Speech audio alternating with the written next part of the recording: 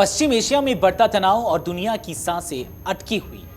Hormuz जलडमरू मध्य जहां से गुजरता है वैश्विक तेल और व्यापार का बड़ा हिस्सा इस वक्त संकट के केंद्र में है। भारत ने संयुक्त राष्ट्र सुरक्षा परिषद यानी कि यूएनएससी में इस पर कड़ा रुख अपनाते हुए साफ कहा कि समुद्री रास्तों को बंद करना सिर्फ एक क्षेत्रीय मुद्दा नहीं बल्कि पूरी दुनिया की अर्थव्यवस्था पर सीधा हमला है।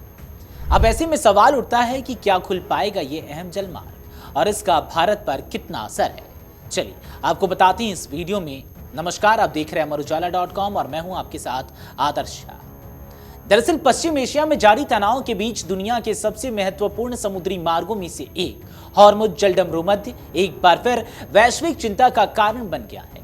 इस जलमार्ग से दुनिया के बड़े हिस्से का तेल और व्यापार गुजरता है और यहां किसी भी तरह की बाधा का असर सीधे पूरी वैश्विक व्यवस्था पर, पूरी अर्थव्यवस्था पर पड़ता है।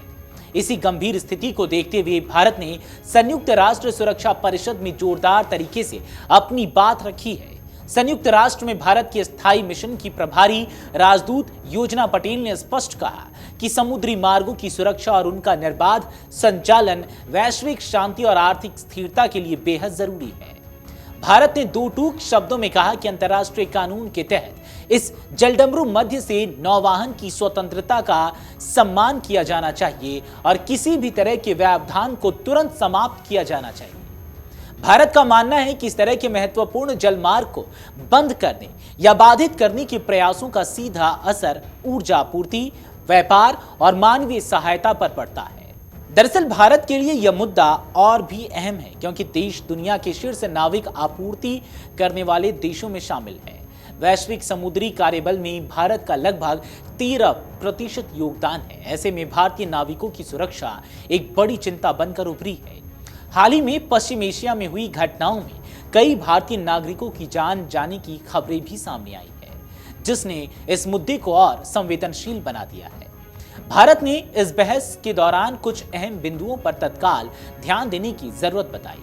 इनमें सबसे पहले नौवाहन की सुरक्षा सुनिश्चित करना, आपूर्ति श्रृंखलाओं को बनाए रखना, खासकर मानवीय सहायता से जुड़ी सप्लाई, समुद्री क्षेत्र में निगरानी बढ़ाना और नाविकों के लिए बेहतर संचार व्यवस्था सुनिश्चित करना शामिल है।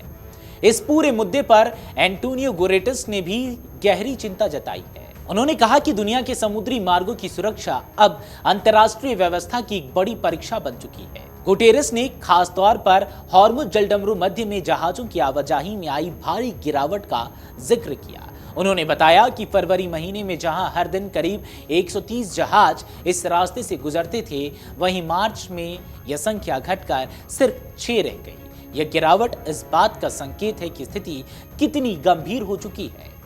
संयुक्त राष्ट्र महासचिव ने संघर्ष में शामिल सभी पक्षों से अपील की है कि वे इस जलमार्ग को जल्द से जल्द खोलें और यह सुनिश्चित करें कि जहाज बिना किसी रुकावट, टोल या भेदभाव के यहां से गुजर सके। तो कुल मिलाकर हॉर्मुज जलडमरू मध्य का संकट अब सिर्फ क्षेत्रीय विवाद नहीं रह गया है, बल्कि यह वैश्विक अर्थव्यवस्था, ऊर्जा सुरक्षा और मानवीय सहायता से जुड़ा बड़ा मुद्दा बन चुका है। भारत की चिंता भी यही है कि अगर यह रास्ता बंद रहा तो इसका असर सिर्फ तेल की कीमतों पर नहीं बल्कि पूरी दुनिया की सप्लाई चेन पर पड़ेगा। अब नजर इस बात पर टिकी है कि क्या अंतर्राष्ट्रीय दबाव के बीच यह अहम समुद्री रास्ता जल्द खुल पाएगा या दुनिया को एक बड़े आर्थिक संकट का सामना करना पड़ेगा। इस पूरे मुद्दे पर आपकी क्या राय है, कमेंट सेक्शन में जरूर बताते जाएं।